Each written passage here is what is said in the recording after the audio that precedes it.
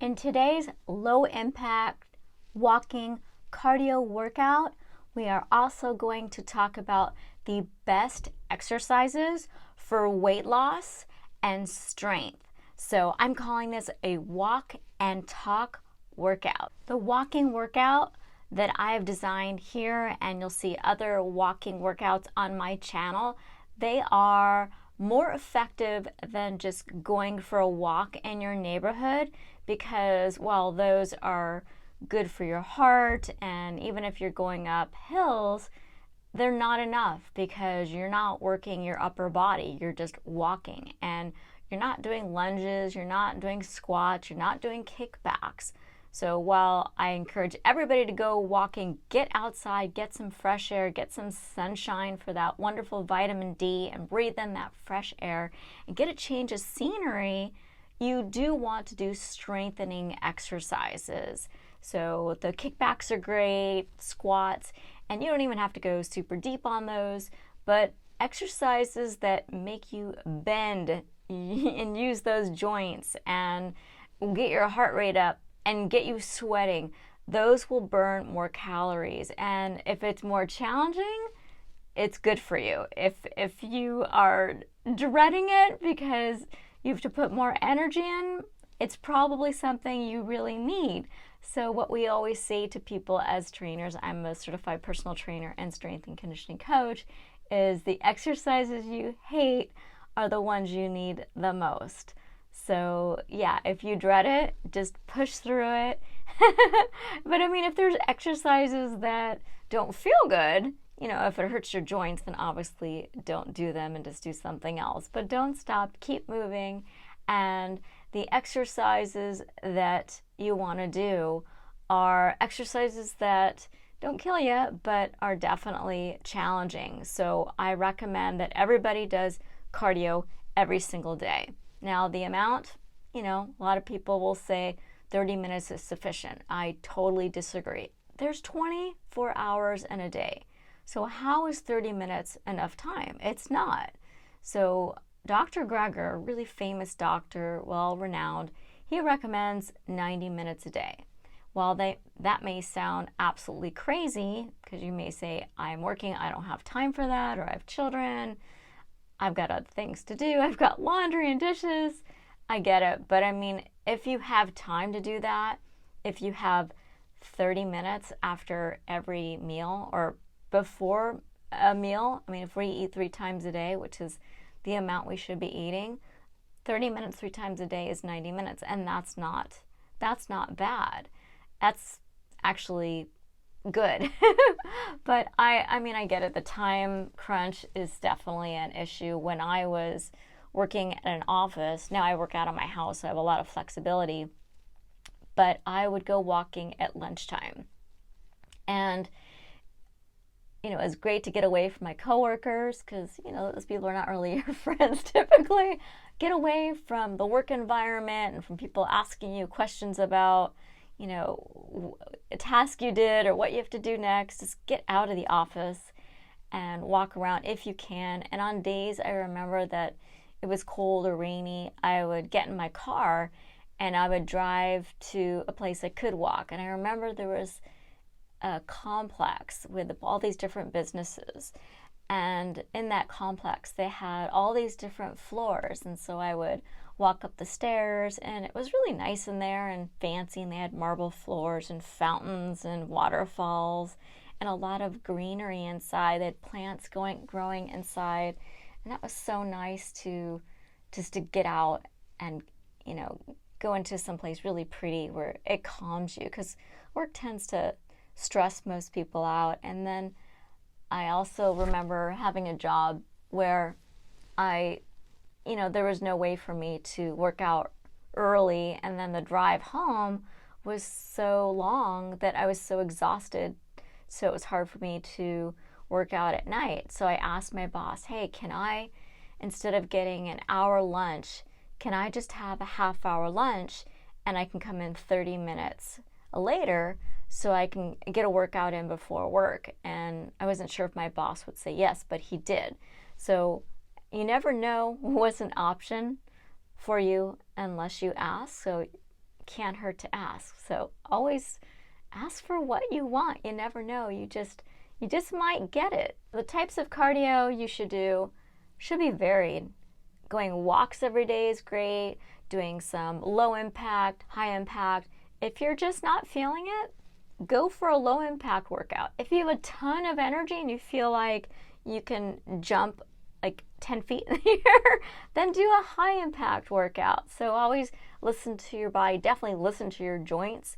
If something like jumping hurts your knees or your ankles, don't jump. Just do something low where you're bending your knees, but maybe not bending as deep, something like that. So yeah, always listen to what your body is saying, because if something hurts, you don't want to keep pushing through it. Now, if you feel your muscles contracting and burning, that's different. So there's a difference between pain and, muscle contractions and your muscles working.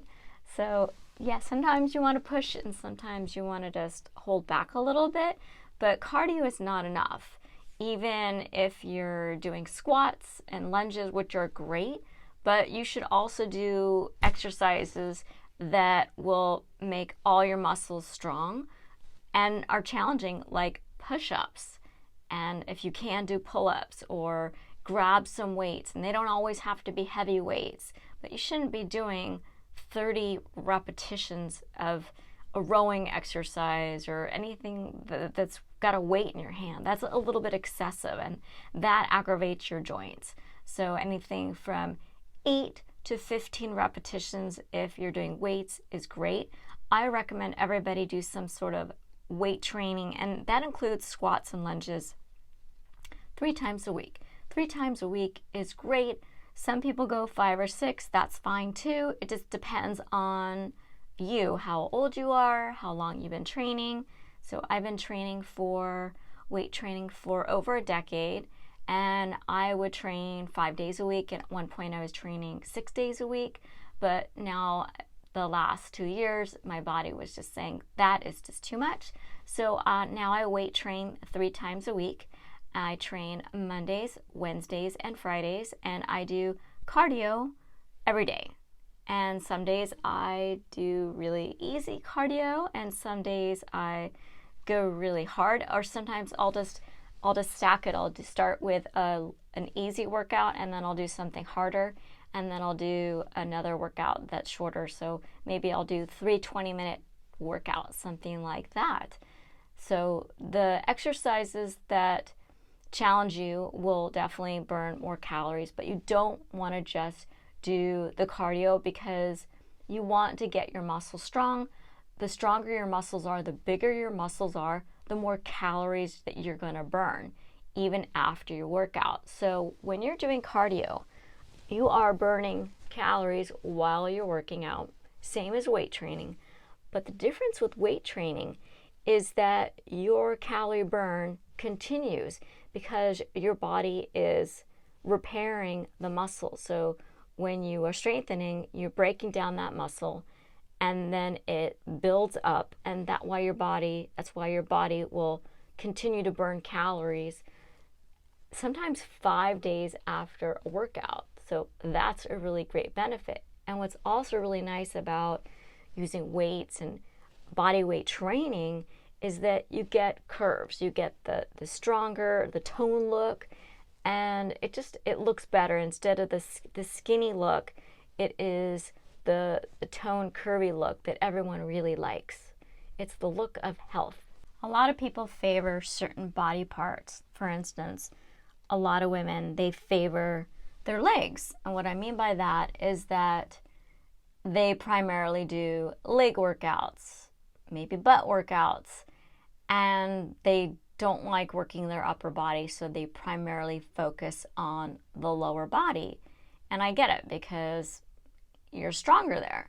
But if you only exercise the areas that you like or that are easy for you, you end up with imbalances. And with imbalances comes injury. And obviously you don't want that. And that doesn't look good. So when you are looking at a person, you don't want to have really strong, muscular, beautiful legs and these little stick arms, which I see in a lot of people. And the women, they'll have these concave chests, even if they have breast enhancements. So that looks really weird. So you should still do push-ups, and it gives you that wonderful full look and the chest that it's just, yeah, you want to be strong everywhere, and you're not going to get bulky. A lot of people worry about weightlifting. They're going to get really bulky if they lift weights. The bulk comes from calories. So you can even lift super heavy, but if you're not eating a lot of calories, you're going to look really lean. You're going to have very lean legs and lean arms. And I've seen it time and time again because I used to exercise at a gym that was at the time called World Gym, and it was a fitness competition gym. And at the gym, the people would bulk up, so they would eat a ton of calories. And about 4 months out from their competition, they would lean out. So they would cut the calories and they do more cardio, and they would get really lean. And again, it depends on your calories. How much calories you're eating will determine how big you are. And it actually will determine how big your muscles are. So if you're really lean and you want to bulk up and you're eating the same amount of calories, you may have trouble bulking up and getting more muscle and looking, having that fuller tone look because you're not eating sufficient calories. So there is that balance. And I actually like to look a little bit more muscular, and I do look more muscular when I add more calories. So, and even though I'm really lean, I'm really strong, but you can't tell because I don't eat that many calories. So I'm working on that to getting more calories. And so if you do eat more calories, sometimes you will actually gain more strength.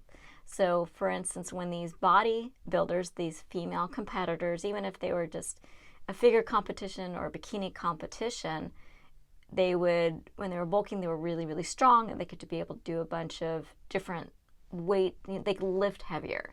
And when they lean out, they can't lift as heavy, but they'll look stronger because that layer of fat is gone, so their muscles pop. So sometimes the people that look really, really buff and strong are actually not as strong as the people who are heavier, because it just kind of works that way when you have more weight. And just think about this. If you weigh, let's say 175 pounds, and you're doing a bunch of squats and lunges, and then you lose 50 pounds and you're 125. Well, you're carrying less weight. So you are not strengthening as much, which is really interesting. So a lot of people think, oh, heavy people are weak, but a lot of heavy people, if they're moving and exercising, they're actually really strong. I mean, if someone weighs 175 pounds, they're squatting a lot of weight. And then if they're holding weights on top of that, that's actually really impressive. So their muscles are strong. The thing is, they're just carrying around that extra fat. There are different methods of strengthening and gaining muscle, because like I suggested, that you definitely want to weight train at least 3 times a week. Actually, 3 times a week is perfect for pretty much everybody. And the types of exercises, now weights are great, cables, you can use bands. Those booty bands are great, all different bands. TheraBands are wonderful. Resistance exercises, all those are great. All those are strengthening. So you want to incorporate all those modalities into your routine. Just pick the ones that you like the most. I like doing a little bit of everything. I've got bands and cables and all different weights. I've got dumbbells and kettlebells. I don't have a barbell, but that takes a lot of room.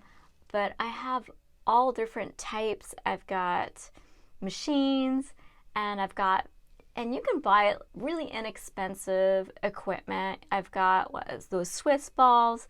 Pretty much everyone has one. You just blow it up. There's a whole bunch of different exercises. You could do that. You could check out my ball walkout video, and that's so wonderful for shoulders and your core.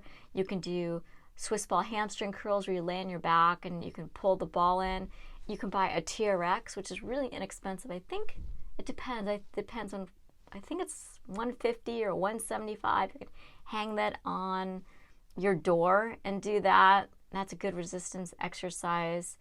But yeah, don't not do resistance weight training. That stuff is so fun, and you don't have to, if you hate doing 15 repetitions, if that's too many repetitions for you, so just grab a heavier weight and maybe do 10 reps. Or if you don't like using really heavy weights, and just grab a lighter weight and do more reps again. But 15 is about right. If you're doing more than that, it's really not an effective workout. If you are doing exercises primarily for weight loss, exercise can definitely help you lose weight and tone up and make you leaner, but there comes a point where it's not going to be enough. If you want to lose a couple pounds, you can probably do it. There's a couple of factors. One is consistency. You can't just do one workout a week. That's not going to cut it. Twice a week, maybe. 3 times a week, more likely. So the more you exercise, the more likely that exercise is going to result in weight loss. But you can exercise every day for 3 hours a day and not get the results that you want. It's not that there's something wrong with you. It's that the food that you're choosing to eat is not allowing you to lose that weight. So a lot of people say, well, moderation is key. No, it's not. If you're eating pizza and you're just having one slice of pizza 3 times a day and you're downing it with soda, that's moderation, right? Just a little bit. Nope, that's not going to cut it.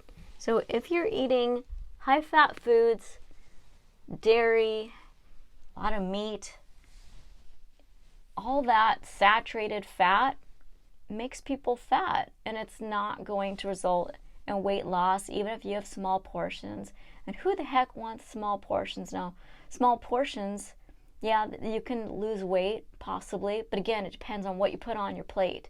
So it's better to have very large portions of nutrient-dense foods so you can feel full and feel good and have energy and have that food not just fuel you but make you healthy and repair your muscles, repair your body, and give you a long-lasting, wonderful life, and having your skin be vibrant and beautiful and youthful. So definitely look at what you're eating. Get rid of the junk, processed foods. What you want on your plate is fruits and vegetables. The majority should be vegetables, and get rid of the oil. The oil is just concentrated fat, and it doesn't even taste good. It just tastes like grease. It's just oily. So I have a couple of videos that show you how to cook without oil. I'll probably put a separate one out as well. But basically, you can just dry saute or add just some vegetable stock, 1/4 cup of vegetable stock, and saute your food in that. So it really comes down to getting rid of the high-fat foods, the processed foods, and more vegetables. Add in your fruits. You want something sweet, cut up a mango. Those are so delicious. I love them. Fruit smoothies. If you cut out your fat, you can have really big fruit smoothies. Heck, you can make yourself a smoothie bowl. And don't put milk in it. You don't need protein powder. Most of us are getting way too much protein in our diets, and that increases our risk for all sorts of diseases. So yeah, just grab your fruits, your veggies, eat a bunch of that. Potatoes are fine. Every single fruit is fine. And beans are wonderful. They're very satiating, and they'll make you fuller, and they're so good for you. And I love making lentil loaf types of meals where it's just recreations of, meatloaf. When I was working at the gym, this was right before COVID. Is when I stopped working there when COVID hit. But when I was working as a trainer at the gym, people would come up to me who weren't my clients and they would say, "Hey, Nina," and they would grab their stomach and they would grab their belly and say, "How do I lose this belly fat? What exercises should I do?" So I would tell people that they need to train with me. But there's no quick, easy fix. There's no pill. There's no supplement. There's no cheating. You really need to put in the time and the effort, not just in the gym. You need to do your exercises. You need to be consistent, but you need to be healthy. You need to eat the right food. But even my clients, they would say, "Oh, let's do abs. I want to get rid of this belly fat." Well, let me tell you, no matter how many sit-ups or crunches or ab exercises you do, I don't care how hard they are, those exercises will get your muscles strong and that abdominal region nice and strong, but you're not going to see those strong muscles if you've got a couple layers of fat on it. So the only way to get those flat abs, that smaller stomach, most people want flat abs or at least a smaller waistline. But I had women come up to me and they would say, "I want smaller breasts because mine are huge and they're causing me back pain." Or, "I want to get rid of these thunder thighs," or, "I want smaller hips." So everybody has a problem area, and those are areas where you tend to gain the most fat, and those are the areas where they call them troublesome areas. Well, it's hardest to lose fat. So you can't spot reduce. You can't do chest exercises to reduce your breasts. You do butt exercises to reduce the butt fat. You can definitely get those areas stronger and it will look more toned. But no matter what area is your trouble spot, it all boils down to reducing the body fat. And you reduce the body fat by upping your exercise, typically, unless you already exercise a lot. There are people who exercise a lot. One lady at the gym, she was very overweight and she was at the gym all the time. She was there 6-7 days a week. And she really worked out hard. She took our boot camp classes. I saw her lifting heavy kettlebells. She was sweating. I give her an A for effort at the gym because she was working really hard and she was probably burning. With a woman that size, she was tough and she could have been burning 1,000 calories at the gym, but she was there probably 2 hours every day. But if you're eating 5,000 calories a day or 10,000 or whatever you're eating, that's not going to mathematically work out. So exercise is only part of the puzzle. You have to make sure all the puzzle pieces are in place. So yeah, whatever area that you want to spot reduce, it all comes down to what you're putting on your plate, how much you're exercising, how consistent you are, and the food that you are consuming on a daily basis. The thing I tell people is the most important thing you can do for weight loss and your health is to omit the dairy. So when I say dairy, I mean all dairy, not just milk, cheese, yogurt, cream, butter, ice cream. Those are high caloric foods. They do not do a body good.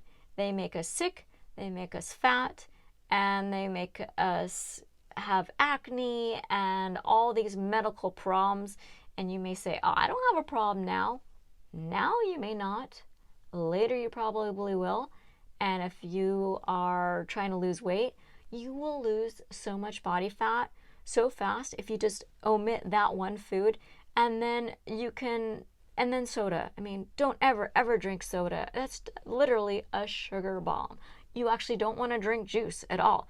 Juice is liquid sugar. Even if if you make yourself a freshly squeezed apple juice, you've omitted the fiber, which helps you actually burn fat. It makes your body stronger and healthier, and yeah, helps with getting you lean. And you also want to make sure that you are sleeping enough, and that helps your body repair, and it also reduces appetite, which is a awesome bonus, and stress. That all those things will make it harder for you to lose weight. And a lot of people, they do too much exercise, and that creates extra cortisol, and that will make it harder to lose weight. But the most important thing is consistency in your workouts. Do them every day. Don't make excuses. They'll say, well, I did this or I did that. Well, the more excuses you make, the longer it is that you're prolonging your progress toward your goal. So make yourself a priority. Everything else is not important. Your health is number one. So do the workout in the morning if you can, if you've got the time. I would say, oh, I'll do the workout in the morning, and then I would like clean something or check emails, and then it comes to nighttime and I'm too tired. So if you can, the best thing to do is get your workout in the morning. Do it as much as you can. And I actually have this little stepper machine, and I put it behind the couch. So at night after I eat, just grab that stepper and watch my favorite shows while I go on that stepper machine. I mean, sometimes I'll do a glute workout. I'll lay on the carpet in front of the TV and do my bridges and frog pumps right there. And you can grab your bands and watch your favorite TV program. And there are usually things that you can either have someone else do or just not do that are getting in the way of your health, your weight loss, your progress. So ask other people for help. If those darn dishes are taking 30 minutes and you could be doing your exercise in that 30 minutes, see if someone in your family can do those dishes for you. So there are ways around it. You got to plan. Sometimes I just tell people, okay, grab a piece of paper, write down what things are getting in your way. Maybe you can have someone else take care of them, or just cut out some of the things that are preventing you from reaching your goals. So hopefully you like this workout, and I'm hoping these tips have helped you. And if you have any questions at all, write to me below and I will write back. Take care, have a good day, and I hope to see you soon.